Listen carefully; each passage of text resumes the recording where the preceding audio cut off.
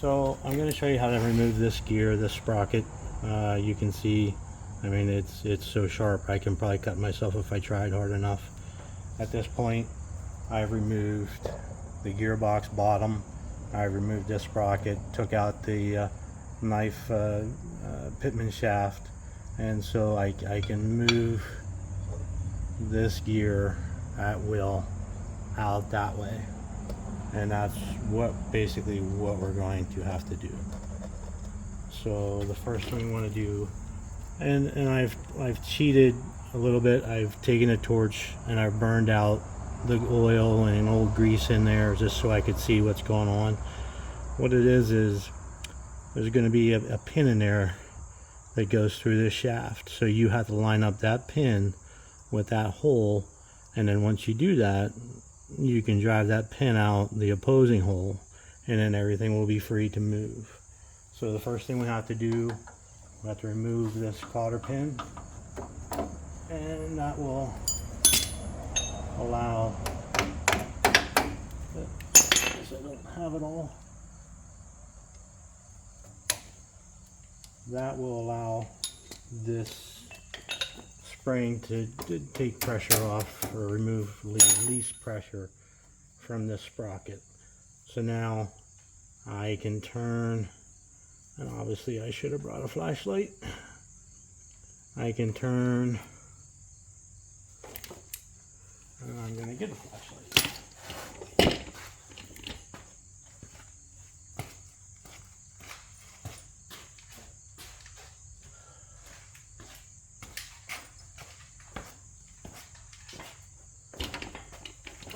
So now I can turn the shaft while holding the sprocket until I see a key or a pin in there. And I find the easiest way is basically turn it backwards, and right there I can see it. I can see it. So I'm going to try and drive it out now. Let's see what happens.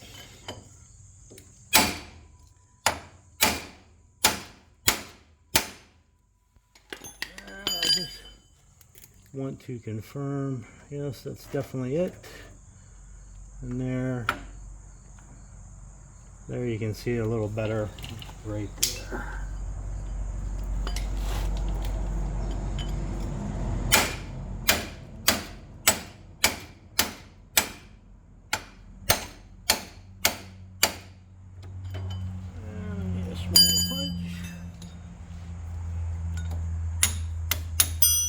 And there it is.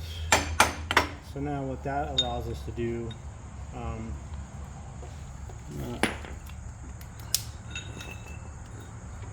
we can now bring that shaft out, and then we have to push this way, and then there's actually another pin right here that we have to drive out. So believe it or not, that pin right there is what drives the whole binder. It's similar to a corn binder. It's probably more shocking that a pin like that can drive a whole corn binder, but a pin like that, basically you have a 1/4 inch on either side of that shaft. That's all that drives a grain binder and a corn binder. I find that incredible. So now we want to drive that pin out.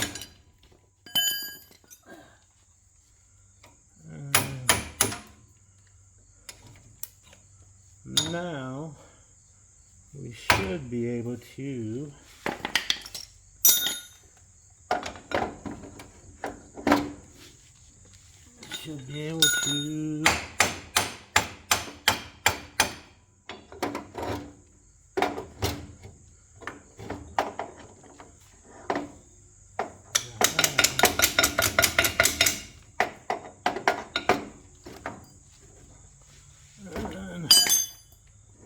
unfortunately,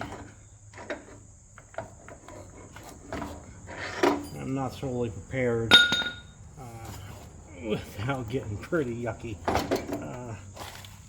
But there it is. And then you can take this off, you can examine that. So basically inside there you have the grooves, and your pin will fit in there, and that's all that drives the whole binder. Again, it's rather shocking. And again, a corn binder, McCormick Deering corn binder, basically the same thing. And to put the new one on, I'll just reverse that. That clutch looks pretty good, so I'll reuse that. The McCormick Deering clutches, grain binder clutches, aren't typically bad. Every once in a while where the fork runs in here, if it's not adjusted right, it'll run this, you know, pretty thin here. I've taken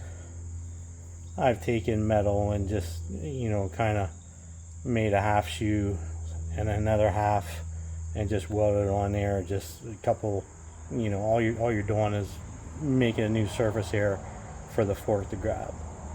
So it doesn't have to be really special, and you don't have to weld it like crazy, just a couple spot welds. Again, all you're doing is just making a wear surface there.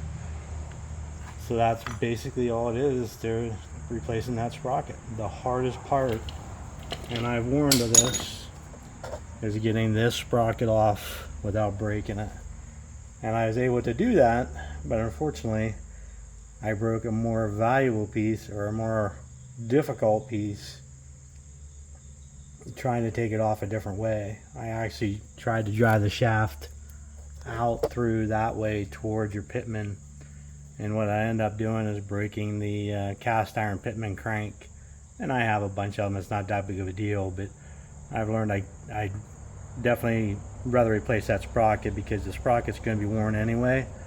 I'd rather replace the sprocket with a new sprocket as opposed to replacing that crank, because the cranks are usually okay, but that sprocket's usually worn. If I'm going to break something, I'd rather break that sprocket. And it took a lot of force, a lot of hammering. That actually, what broke the other end of the crank was the concussion of me driving on the end of the shaft out that way. Just the concussion force. You know, the shaft wanted to move, but the casting wanted to stay, so it actually broke. Again, it's something, I think that's the first time I ever tried that. It's not something I'm going to try again. I would definitely break the sprocket first, as opposed to the crank. Again, just because of the wear in the teeth. You know, you're better off having a new sprocket. And that's how you replace the clutch sprocket on a McCormick Deering grain binder.